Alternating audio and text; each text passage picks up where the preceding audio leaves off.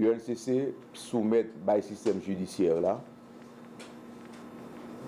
Le commissaire du gouvernement a procédé hier à l'arrestation de l'ex-maire de Pétionville, M. Prosper, qui était accusé de détournement de fonds publics en l'année 2007-2008 suite à un arrêt de la Cour de cassation qui a confirmé par arrêt de débat, qui a confirmé l'arrêt de débat de la Cour supérieure des comptes et du contentieux administratif de l'année 2007, le 28 avril 2008, à cette... Et M. Prosper a été, par ordre de la Cour, condamné à payer, à restituer à l'État les 3 154 806 gourdes qui ont été détournés lors de son administration comme maire de Pétionville. Et ce même arrêt de la Cour de cassation et de la Cour supérieure des comptes a ordonné à la Direction générale des impôts de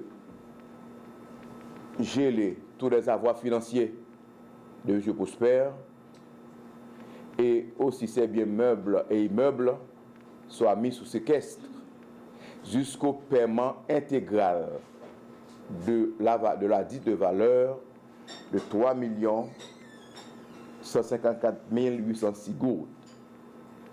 Voilà en gros ce que ça représente, cet arrêt de débat.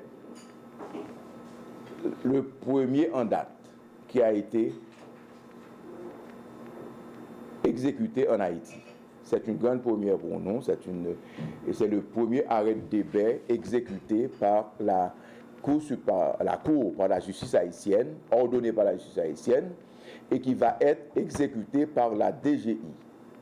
C'est-à-dire, l'argent détourné des fonds publics va être restitué, rapatrié dans le trésor public. Nous avons un cas actuellement en cours, le cas de Port-de-Paix, comme vous le savez, où 10 millions de gourdes ont été détournés des 28 millions dans le cadre du PSUGO, l'école gratis gouvernement. Nous connaissons que 4 millions déjà rapatriés, identifiés, localisés et gelés par l'UCREF, sur demande de l'ULCC. Et ces 4 millions également, le juge d'instruction du Port-de-Paix, le juge Vinx Étienne, vient d'ordonner également que ces 4 millions soient rapatriés, soient restitués à l'État pour compte de l'éducation nationale. Voilà en gros, mes chers amis, l'objet de la rencontre, c'était l'objet de la rencontre du jour. Et quelles sont les implications pour nous autres?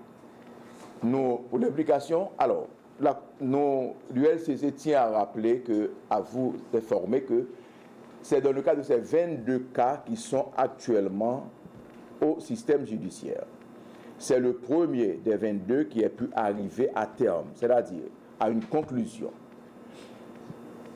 Et c'est dommage que je ne cesserai de le répéter, nos textes de loi sanctionnant détournement de fonds publics, sanctionnant corruption, sont très faibles. Les textes existants, notre code pénal qui date de 1800, ne sanctionne vraiment pas le détournement de fonds comme il le fallait.